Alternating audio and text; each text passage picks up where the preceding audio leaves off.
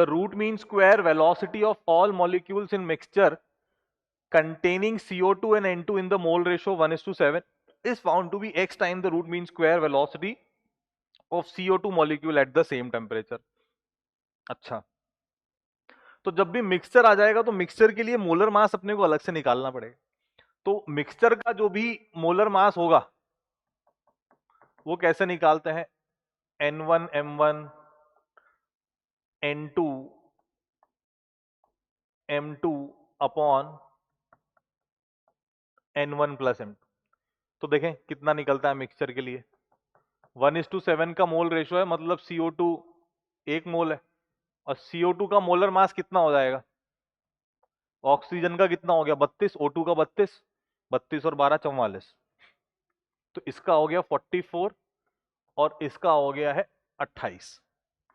तो M1 into 1 into 44 plus 7 into 28 upon 1 plus 7,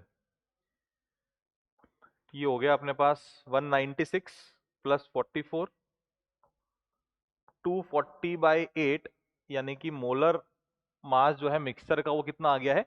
30 आ गया है. ठीक है, तो VRMS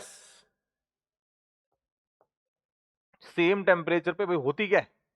√3RT/m होता.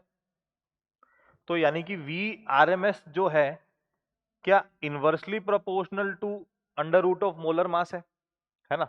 तो यानी कि सिंपल सी चीज है कि V mix upon V CO2 जो होना चाहिए वो molar mass of CO2 which is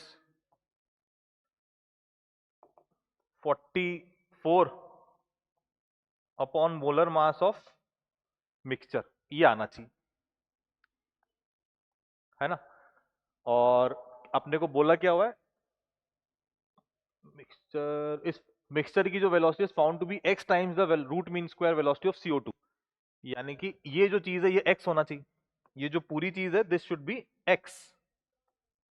तो √44/30 ये तो कुछ नहीं दिखता यहां, पर ये लगभग, अगर इसको मैं √45/30 लिख दूं तुम कहो तो ये कितना हो सकता है? √3/2 हो जाना चाहिए, है ना?